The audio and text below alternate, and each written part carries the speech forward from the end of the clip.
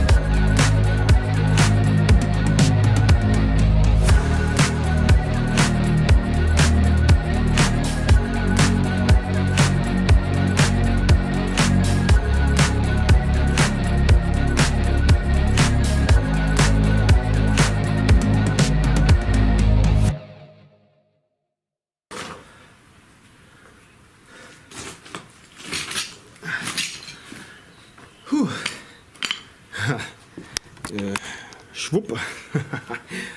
Oh, ja. So, haben wir das Scheißding weg. Ging ja tatsächlich sogar so ein bisschen schneller, als ich gedacht habe. Also der Beton jetzt hier im unteren Bereich war dann doch nicht ganz so hart wie gestern, der oben drauf saß. Ja, zumindest in Teilen nicht ganz so hart. Ja.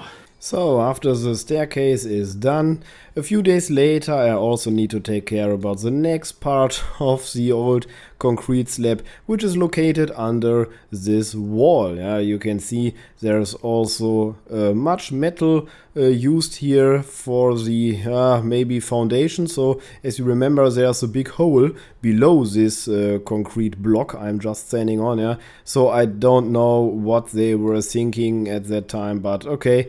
So for today, the task here in that area is to remove also this concrete, yeah, because we need also here the space for the new concrete slab. In the background, you can see the new water meter. Yeah, we at the W at the wall, yeah, so this was meant for the new water meter. So we moved it from the old basement now here to our future utility room. And this will then be the origin of our complete fresh water installation in the house, somewhere in the future, of course.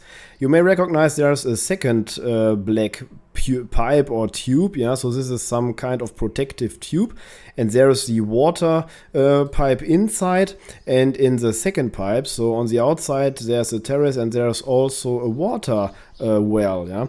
And we have here a second pipe. Maybe we might use the water from the well for something like the toilets or the washing machine or something like that. So we did not decide it until now, but this here today is the last possibility to install such a tube. And if you don't need it, okay, then it can stay. But if you need it and you did not took care at this part of the construction, then I believe you will have a really high probability that you will get angry later. Yeah? Something similar I also plan for the other buildings maybe. So I will use some empty pipes, and they will all end here in the utility room and will be laid below the future concrete floor slab. So you have the possibility to lay maybe some electrical cables or something else, yeah, if you might need it somehow or somewhere in the future. And I think this is the perfect time for a little coffee break. And I want to take this opportunity to thank you all for watching my videos, for leave a comment here and there, and of course for subscribing to my channel. Thank you very much, guys. I really appreciate this. Yeah, and with new power from my brake, I'm now able to remove the rest of the steel beams. Yeah, so they were, they're completely stuck under or below the wall, and this is why I was unable to remove them completely. Yeah, so first I simply cut them off because it was easier. But now, after I filled up the basement, I have now a better possibility to stand here directly in front of these steel beams, and then it's a little bit easier to remove them, yeah, or a little bit easier to work with the Makita. But at the end, this I'm really getting angry, because on the one hand it was really uncomfortable to work in that angle here, and on the other hand the steel beams are getting so deep below the wall, much deeper than I expected, yeah.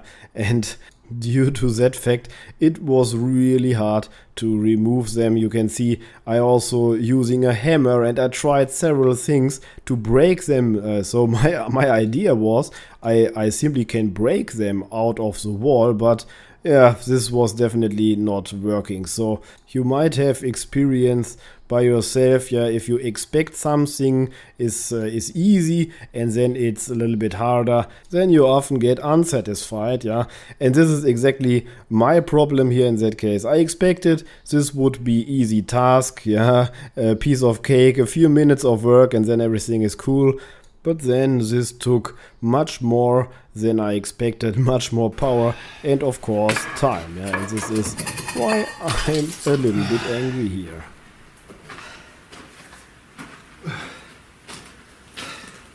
Alter. Die mit ihren scheiß Stahlträgern. Oh. Genau dieselbe Kacke. Härtesten Betonwichs, den man da reinklatschen kann. Kriegst du nur übelst brutal zersägt. Unfassbar. Oh, so, naja, jetzt haben wir sie wenigstens raus. Boah, ich glaube, jetzt habe ich mal eine Kaffeepause verdient. Oh, ich hab mich... Alter. Yeah, and after a small break, it's now time to clean up the rest of the room and more or less finalize the preparation for the next part of the floor slab. So now I remove here the more or less sharper concrete chunks, yeah, from the especially from the area of this protection pipe, yeah. And then I also need to take care about the rest of the field stones. And yeah, all the other stuff. So then with my jumping jack again, I compress or compact the floor. So you now see here it's a nice clean area, about 70 centimeters below the original floor. And this is now, or will be, the starting point for the new floor construction. So this means, but this will we do in the next video, we now can start filling up everything with gravel and then start the construction of the new floor slab directly above. Okay guys, that was it for today with this part of excavating in that area. So now we are on the ground level, yeah, so where I supposed to start with everything. So this means now we need to put there the same amount of gravel like in the rest of the house. So I think in that area there will be needed about 10 to 12 tons, so maybe 2 trailers from the tractor, but we will see. Yeah, so this all needs to be transported to the construction site. Then I need to put everything into the dumper and spread it in that area. So sounds like fun, isn't it? So I would say we will take care about this in the next week. So thanks for watching and bye bye.